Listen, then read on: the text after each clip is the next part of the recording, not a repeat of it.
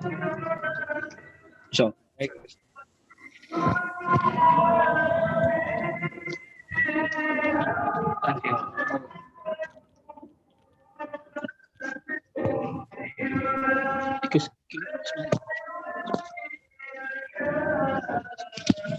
Assalamualaikum warahmatullahi wabarakatuh. Kami dari kelompok terakhir yang beranggotakan saya Asmi Mahfudin atau saya sendiri. Yang kedua ada Mas Rizky dan yang ketiga ada Mas Yosi.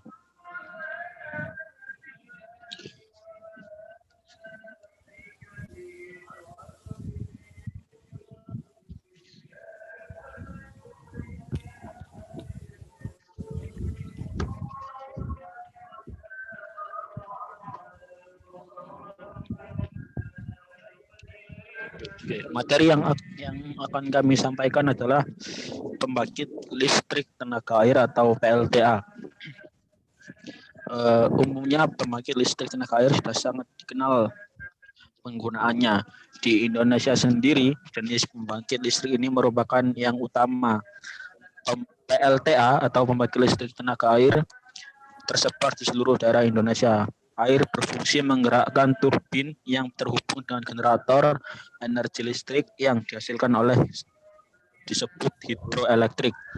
Kelebihan PLTA yaitu kapasitas dayanya besar dan alatnya awet hingga 50-100 tahun setelah digunakan. Selain itu, jenis pembangkit listrik ini tidak menyebabkan polusi dan bebas emisi karbon, sangat ramah lingkungan.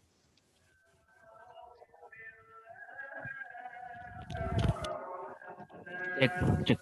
Masuk. Nah, selanjutnya adalah prinsip kerja PLTA, yaitu di mana kerja PLTA cukup sederhana. Air yang ditampung di tandon atau sungai masuk ke dalam turbin melalui penstop yang berfungsi diperbesar tekanan hidrostatisnya. Katup pengaman dalam skema PLTA ini berfungsi mengatur aliran air yang masuk ke dalam hidres tunnel. Selain itu, katup juga berfungsi untuk menghentikan aliran air. Energi potensial air yang timbul dapat menggerakkan turbin sehingga menghasilkan energi gerak yang kemudian diubah menjadi energi listrik. Yang bertugas mengubah energi tersebut adalah generator. Energi listrik dari generator diatur dan ditransfer oleh main transformer agar sesuai. Kemudian dibagikan ke pelanggan.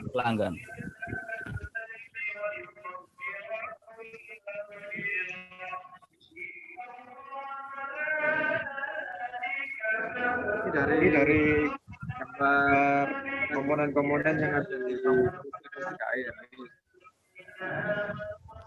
Yang pertama, sungai atau kolam atau tandon sebagai tempat penampungan air.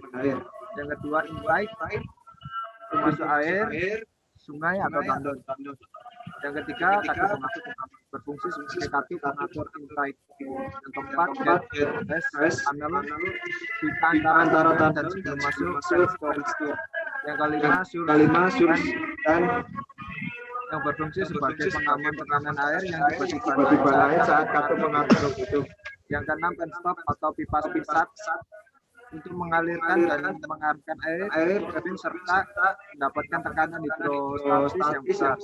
Yang ketujuh, stop valve yang berfungsi sebagai katup pengatur turbin. Yang ke-8, turbin mengatur energi potensial air menjadi energi gerak. Yang ke-9, generator untuk menghasilkan energi listrik dari energi gerak. Yang ke-10, main transformer untuk transfer energi listrik antara dua sirkuit dengan fungsi elektromagnetik. Yang ke-11, transmission line untuk menyala energi listrik konsumen.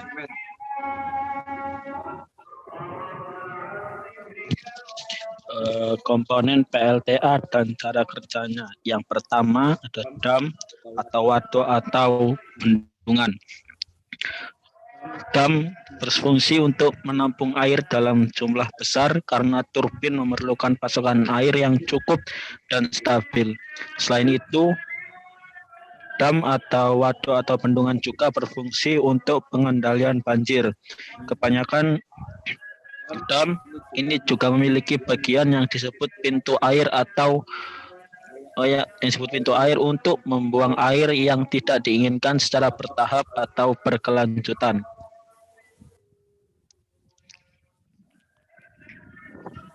Oke, selanjutnya yang kedua adalah pipa pesat atau penstop. Pipa pesat berfungsi untuk menyalurkan dan mengarahkan air ke cerobong turbin. Salah satu ujung pipa pesat dipasang pada bak penenang minimal 10 cm di atas lantai dasar bak penenang. Sedangkan ujung yang lain diarahkan pada cerobong turbin. Pada bagian pipa pesat yang keluar dari bak penenang, dipasang pipa udara atau air fan setinggi 1 meter di atas permukaan air bak penenang. Pemasangan pipa udara ini dimaksudkan untuk mencegah terjadinya tekanan rendah atau low pressure. Apabila bagian ujung pipa pesat tersumbat, tekanan rendah ini akan berakibat pecahnya pipa pesat.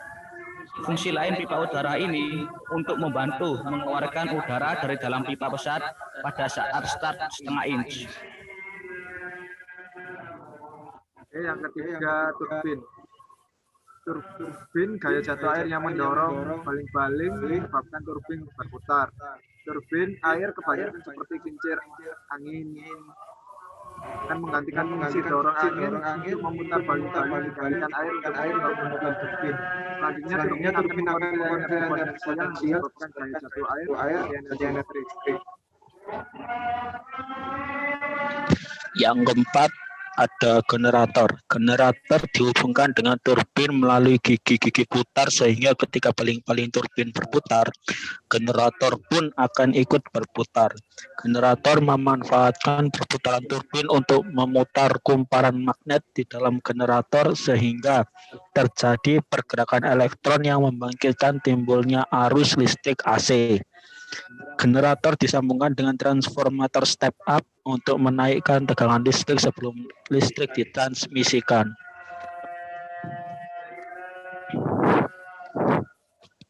Oke, selanjutnya yang kelima adalah jalur transmisi. Jalur transmisi berfungsi untuk mengalirkan arus listrik dari PLTA ke rumah-rumah atau industri. Sebelum listrik dikonsumsi terlebih dahulu, tegangannya diturunkan dengan transformator step down. Untuk kelebihan pembangkit tenaga air, beberapa kelebihan yang terdapat pada pembangkit listrik tenaga mikro adalah sebagai berikut. Satu, dibandingkan dengan pembangkit listrik jenis yang lain, PLTA ini cukup murah karena menggunakan dalam. Yang kedua, memiliki konstruksi yang sederhana dan dapat dioperasikan di daerah terpencil dengan tenaga terampil pendaya setempat dengan sedikit latihan. Yang ketiga, tidak menimbulkan pencemaran. Keempat, dapat dipadukan dengan program lainnya seperti irigasi dan perikanan. Yang kelima, dapat masyarakat agar dapat menjaga kelestarian sehingga ketersediaan air tetap.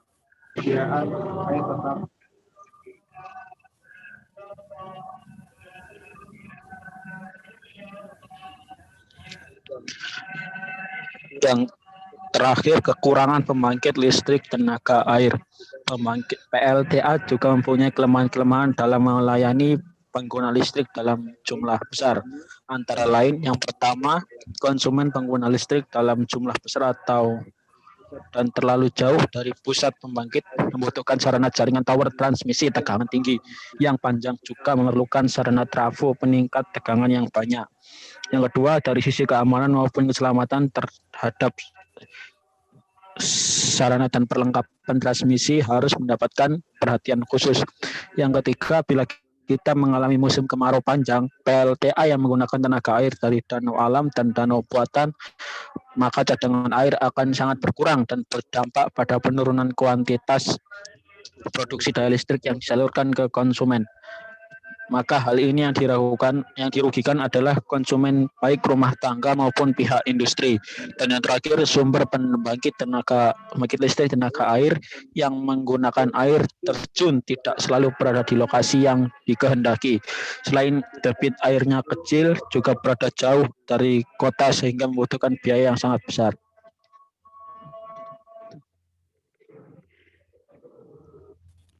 Oke, sekian dari kami. Kurang lebihnya kita mohon maaf sebesar-besarnya bila ada kesalahan dari tulisan kami. Sekian dan terima kasih. Wassalamualaikum warahmatullahi wabarakatuh.